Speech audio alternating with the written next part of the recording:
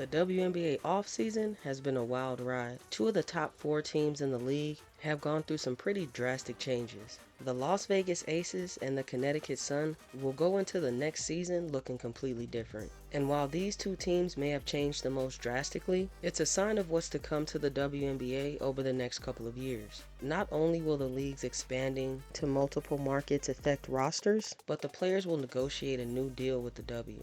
And just like the last negotiation, they'll want more money, right? Now, will this more money be for the individual player or the team as a whole to spend on the roster?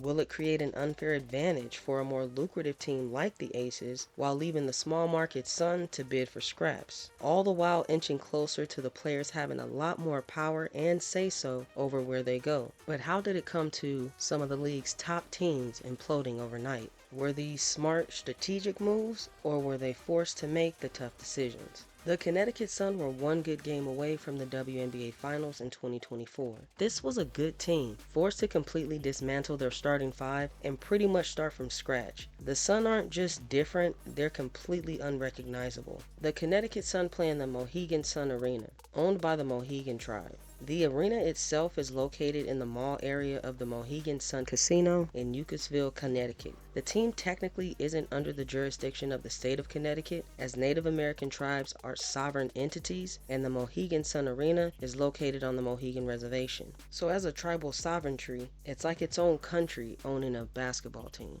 The arena is smaller than the other WNBA arenas, where the capacity for a basketball game doesn't even reach 10,000. As a small market team, they had to develop through the draft and make big trades as strategic as possible. So it was completely surprising going into the offseason, and one of the first moves they made was trading away Alyssa Thomas. They did core her first, which means they offered her a 1-year Supermax contract, which this year is worth about $249,000. Now, they more than likely went into the deal knowing it was a sign and trade. Alyssa Thomas essentially gets to go where she wants to go in this deal, and the Connecticut Sun get back the value of her contract, whether that's in players, picks, or cash, with her destination being the Phoenix Mercury. This was the first sign that Connecticut would look very different next year. After the dust settled on this trade, the Sun would trade away Dejanay Carrington and Ty Harris in return for J.C. Sheldon, Rebecca Allen, Natasha Cloud, and the number 8 pick in 2025.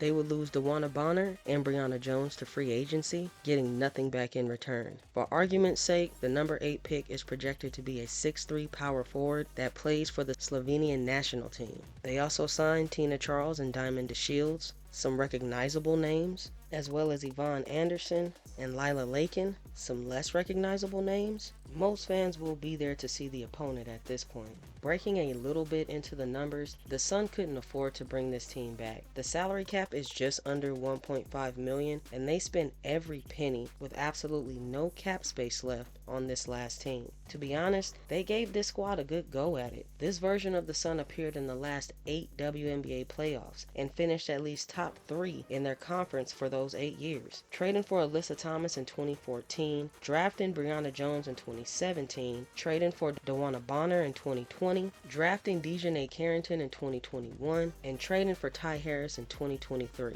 To be honest, they had to change, and not many front offices would be this dramatic with the changes, but you have to give the front office some respect. Their trades are not shy or subtle, they're risky and bold, like the Marina Mabrey trade, the Jonquel Jones trade, and the ones they've completed just now.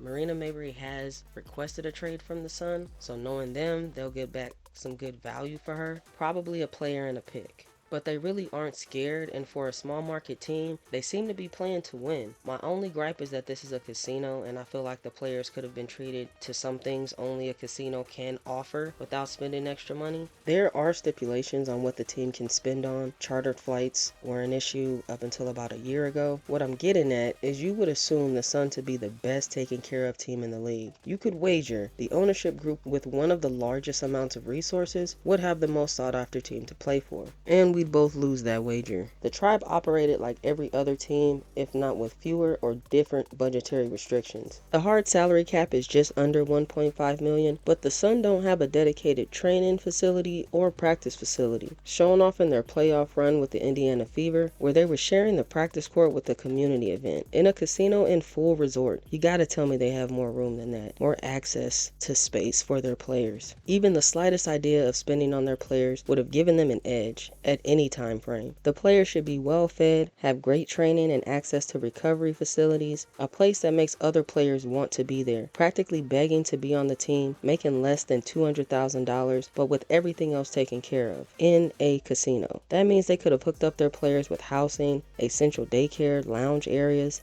They can still put their practices on display just as side events for fans at the casino. There had to be loopholes that allowed the players to use what's already there. As a culture that respects and uplifts women, a tribe that holds women in high regard and high standards, I'm surprised this isn't the most sought after team to be on. In the early 2000s, this would have been the wildest investment the league would have seen. And yes, the league was still young. But considering they would own a lacrosse team, and probably other teams now that these amenities were built, the spaces could have been used for so many different things, whether it's for the community, free, or the casino, profit. If they would have done that, they would be competing by upgrading their current facilities to look like unrivaled, instead of just now promising to start thinking about building one. Atlanta is the only other team without a dedicated practice facility. Though their exact net worth isn't confirmed, in 2021 they generated $25.4 billion in net revenue. The last quarter of 2023, they spent $1.6 billion opening a new casino resort in South Korea. Now for 2024, they're reporting losses due to the loans for this new resort, so they'll probably be tightening those purse strings instead of loosening them. The Mohegan Sun basketball team should have the best perks, facilities, benefits, star power, and staying power. And compared to the league for what they're worth, they should be the biggest small market team out there. The owner of the Mercury is worth $10 billion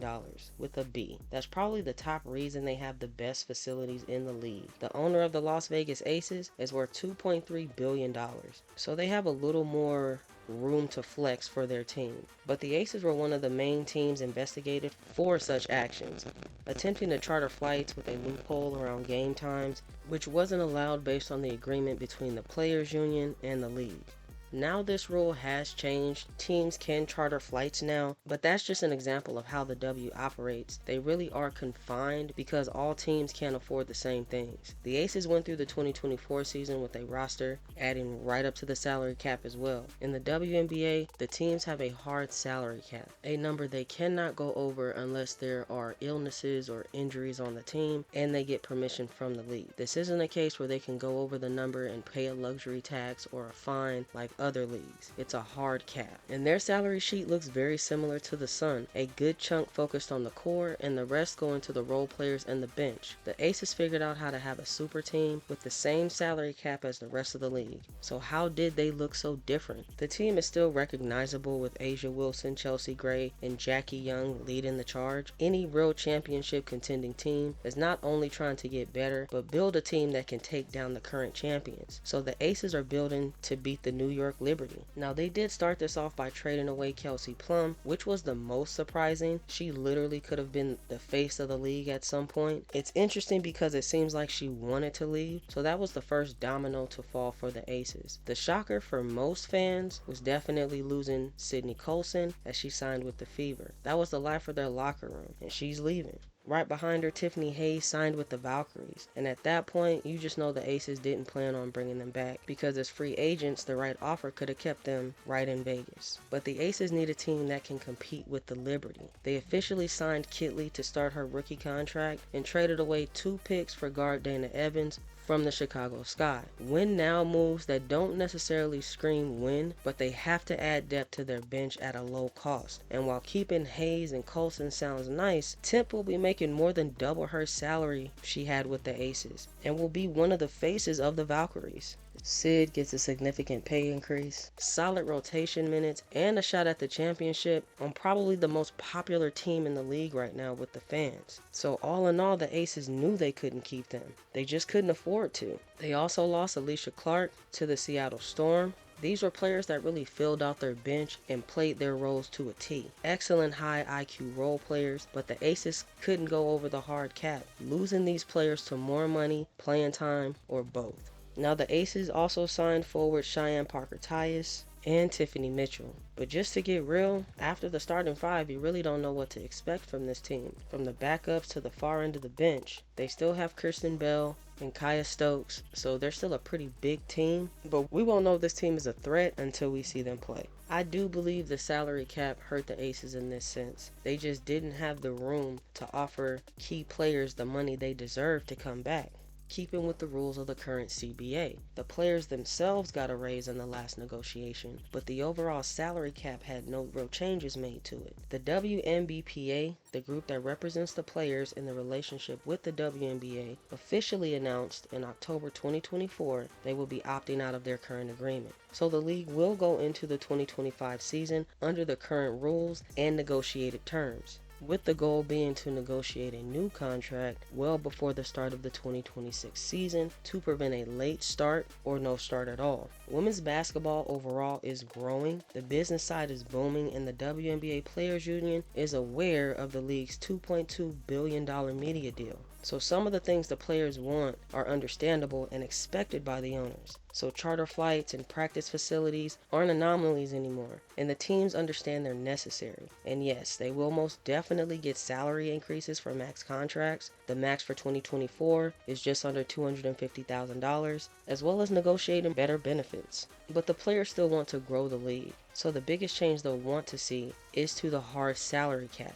Currently just under $1.5 million, it's extremely restrictive. Teams cannot go over this number unless given special permission by the league. Injuries, illnesses, loss of players for extended amounts of time, like teams signing 7-day contracts to fill the roster out. But the players can push for the adoption of a soft cap or even a more creative salary structure, similar to the men's leagues with luxury tax or incentives that don't go against the cap that are laid out in the negotiations, giving teams the ability to go over the cap but have some consequences, giving the teams the ability to have more wiggle room with the rosters. The players will make more on par with what they're worth, and they'll have happier fans because they'll be getting a better and better product.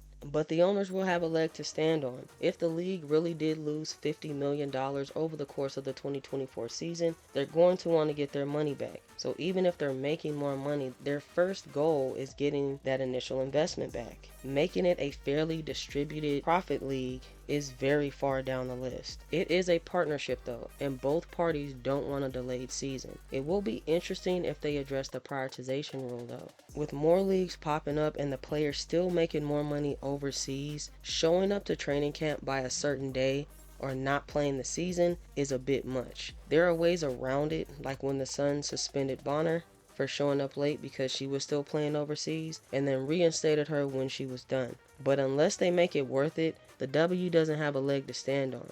The WNBA is closely tied with the NBA, so the name alone is what gives it its prestige and integrity. The players respect the WNBA and want to be there, but demanding the players make it a priority is a bit wild when they make more money elsewhere. Even looking at Unrivaled with a 9-week schedule, if they're making about the same or more with better facilities and ownership in the league, it just doesn't compare to what the W is offering.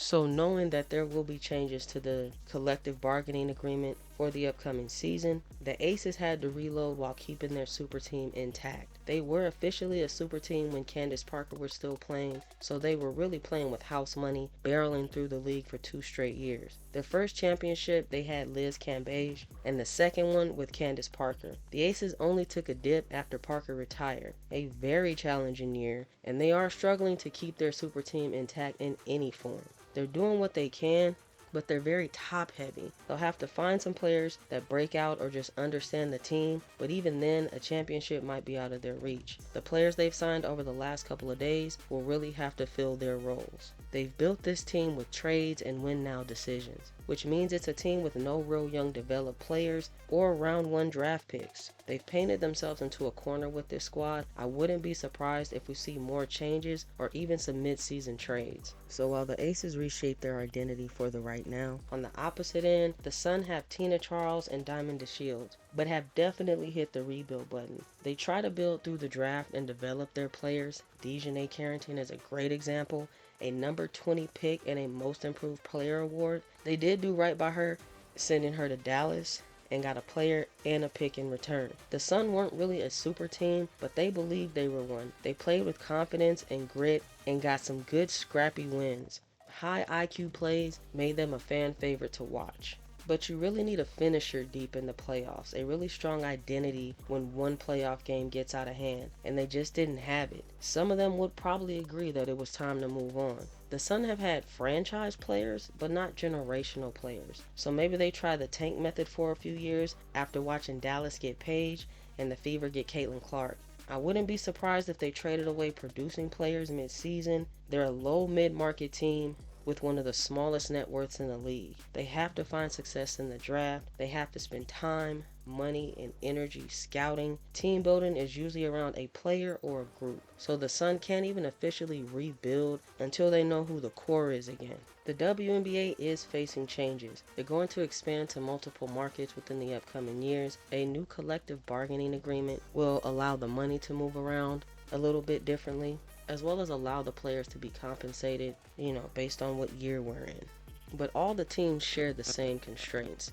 And I think the Fever won this offseason, honestly using their salary so effectively and purposefully filling their spots. They got a great deal in their trade for Sophie Cunningham, and then adding DeWanna Bonner, Natasha Howard, and Sydney Colson. They haven't even reached their cap, and they still have their first round pick in 2026. So they've built a pretty solid team while still allowing to grow in the future and not tying their hands with the salary. All teams know the money's going to change in the upcoming years, so a lot of these players are on one-year deals, giving this team a nice window for a championship before things change all over again, because they'll reach that mark too. At some point, all teams and franchises go through the highs and lows of the changes in rules and superstars in the league. I just think it's wild the Aces and the Sun are in the same boat after loading it from completely different ends.